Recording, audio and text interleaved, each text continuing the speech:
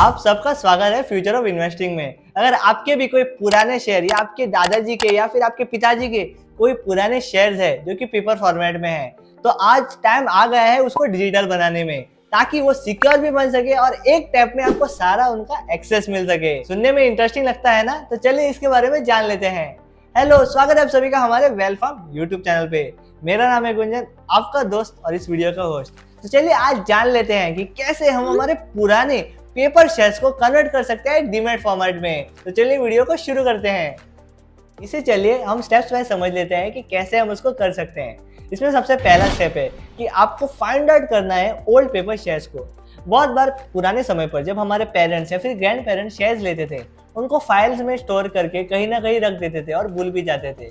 तो इसमें सबसे पहला यही स्टेप है कि हमको उन सारे शेयर्स को फाइंड आउट करना है जो कि कहीं ड्रॉअर में, कहीं कबर्ड में पड़े रहेंगे। जब हम उसे ढूंढ के सही से निकालेंगे तब वो हमारे लिए गोल्डन टिकट बन सकता है स्टॉक मार्केट के लिए। लेकिन वो प्रैक्टिकल नहीं रहेगा जब तक हम उसे कन्वर्ट नहीं करते हैं। इस टॉपिक में एक फ्रेंड की याद आ गई। जब वो अपने पेरेंट्स के एथिक्स ढूंढ रहा था तब उसको अपने पेरेंट्स के पुराने शेयर्स मिल गए, और जब उसने उस शेयर्स को डीमैट में कन्वर्ट किया तभी उसकी आंखें खुली की खुली रह गई। तो चलिए अभी दूसरे स्टेप के बारे में जान लेते हैं, that is opening a demat account. तो इसे चलिए ऐसे समझ लेते हैं कि अगर आपको आज के टाइम पर अपने पेपर शेयर्स को वर्क कराना है तो उसे डीमैट फॉर्म में कन्वर्ट करना मैंडेटरी है।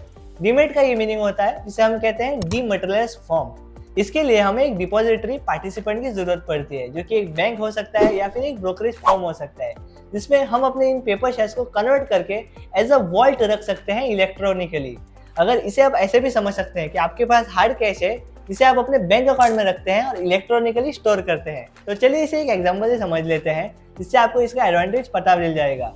मेरा एक फ्रेंड था, उसके पास कुछ पेपर शेयर्स थे जिसे वो अर्जेंटली बेचना चाहता था, लेकिन क्योंकि उसके पास वो पेपर शेयर्स थे तो वो डायरेक्टली बेच नहीं पाया। और उसको फिर बाद में पता चला कि अगर वो पहले ही उसे डीमैट में कन्वर्ट कर देता तो उसको बेचने में तकलीफ नहीं होती और उसका टाइम वेस्ट नहीं होता। चलिए तीसरे स्टेप के बारे में जान लेते हैं, that is gathering of the documents. हाँ, मैं बात कर रहा हूँ पेपर वर्क की। पेपर वर्क जो कि बहुत सारे लोगों को पसंद नहीं होता है, लेकिन इस केस में बहुत ही इंपॉर्टेंट होता है।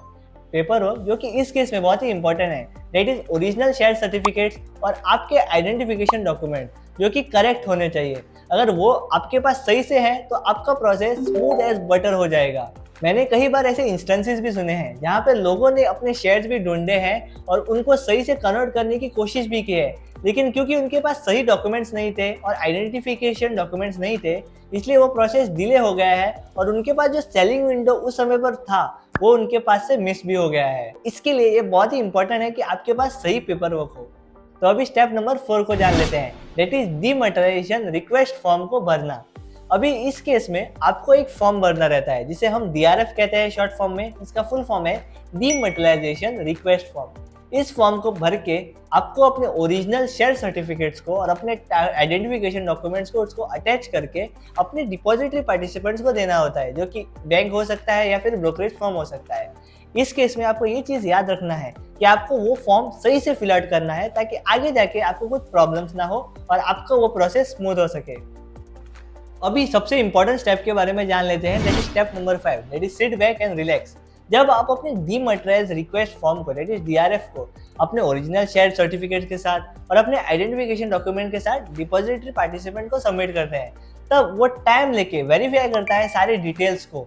जब उसका वेरिफिकेशन कंप्लीट हो जाता है, जिसको रेगुलरली 3 से 4 वीक लग सकते हैं, उसके बाद वो सारे शेयर्स आपके डीमैट अकाउंट में रिफ्लेक्ट करने लग जाते हैं।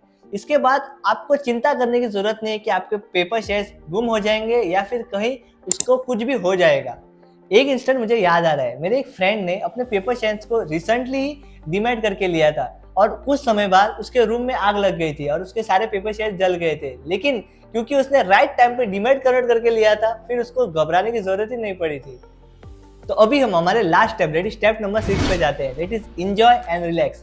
अभी आपके सारे शेयर जो कि पेपर फॉर्मेट में थे डीमैट हो गए हैं, और फिर कभी कभी आप ऐसा भी सोचेंगे कि क्यों ही मैं उनको पेपर फॉर्मेट में होल्ड करता था, क्योंकि जब डीमैट आपके पास होगा तब आप इजीली उसको बाय कर सकते हैं, सेल कर सकते हैं और फिर मैनेज भी कर सकते हैं, जो कि इलेक्ट्रॉनिकली होगा, जो कि आपको एडेड सिक्योरिटी भी देगा, क्योंकि वो इलेक्ट्रॉनिक है और आपके फोन पे आप इजीली उसको वन टैप के साथ कर सकते हैं। और इस वीडियो को एज अ रिमाइंडर रखिए, क्योंकि आपको अभी अपने पेपर शेयर्स को डीमैट में कन्वर्ट करना है ताकि आपके पास एक पीस ऑफ माइंड हो। अभी इस वीडियो में मैंने ऐसे बहुत सारे एग्जांपल्स भी शेयर किए मेरे फ्रेंड्स के, जिनको पेपर शेयर्स की वजह से बहुत सारे प्रॉब्लम भी फेस करने पड़े हैं। तो आप भी इस प्रॉब्लम्स को फेस मत कीजिए और जल्दी से जल्दी उन पेपर शेयर्स को डीमैट में कन्वर्ट कीजिए।